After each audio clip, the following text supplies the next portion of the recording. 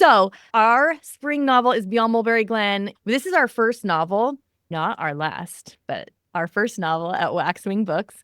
And it is a fantasy story about Lydia Green, who really has to find courage and bravery she doesn't know she has for the sake of her family.